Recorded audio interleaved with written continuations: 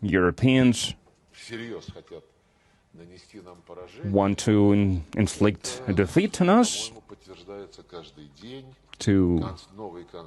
It is reaffirmed every day. So clearly, American energy will be significantly more expensive than the Russian one. And it is clear that this approach will lead to further deindustrialization of Europe. And the investment will now flow from Europe to the United States, so they will be shifted to the United States, and it will be a strong blow on the energy prices. And for the European industries, European agriculture, it will be a heavy blow. President Trump had a meeting with the head of the European Commission, Ursula von der Leyen, and then she proudly said that they have reached an agreement in accordance with which European commodities will be exported to the U.S. under 15% of tariffs. And the United States will export their commodities, their goods to Europe with zero tariffs. In addition to that, $750 billion Europe will spend on receiving American energy, first of all, liquefied natural gas and nuclear power. And they will refuse to buy any Russian energy whatsoever. And $600 billion more, as Trump declared, they will receive investments from Europe. So clearly, American energy will be significantly more expensive than the Russian one. And it is clear that this approach will lead to further deindustrialization of Europe.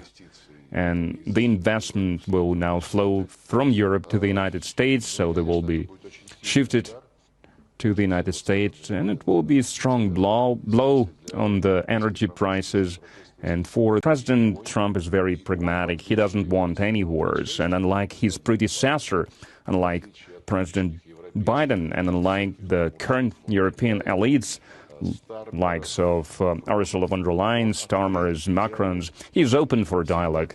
Always, even during the Cold War years, the dialogue was maintained, and it allowed the conflicting camps to better understand each other, to stop the war from happening. And Europe has lost this instinct because it shifted its focus on the next neighboring region, the Gaza Strip, the Palestinian territories. There was an aggression against the Islamic Republic of Iran.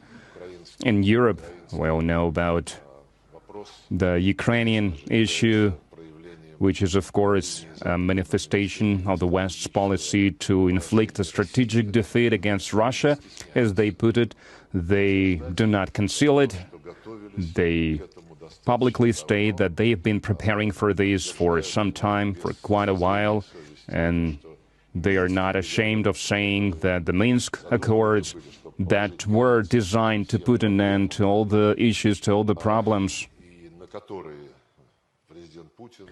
and President Putin and his interlocutors, Chancellor Merkel, President Hollande, President Poroshenko, he spent 17 hours without any pauses, without any rest to draft these agreements. And now then they are saying that we didn't want to implement it. We needed to gain time for Ukraine, to prepare Ukraine for the future war against Russia, to flood it with weapons. And now these people are demanding from us to stop hostilities immediately, to leave everything as it is, to give some respite to Kyiv and to continue flooding them with weapons. And the fact that Europeans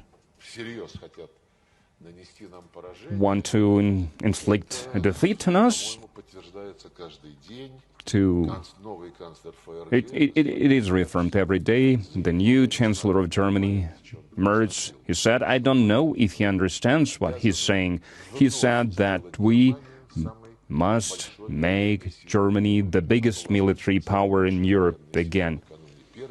It was the biggest major military power before World War I that they started, and before World War II that they also started. And now he wants to turn Germany again into the biggest military power in Europe. And his defense minister, Pistorius, said that if it comes to this, then the Germans will kill Russian soldiers without any doubt. Open for the dialogue.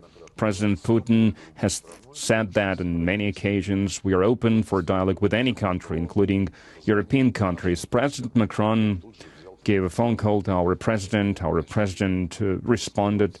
I don't want to reveal any secrets of what they spoke about, but it did not yield a lot of positive outcomes, because later President Macron made public statements that we need to pressure Russia into agreeing to unconditional ceasefire immediately. He's been saying that for a lot of time, because he was asked, will you stop supplying weapons to Ukraine if this happens? He said, no, ceasefire must be unconditional.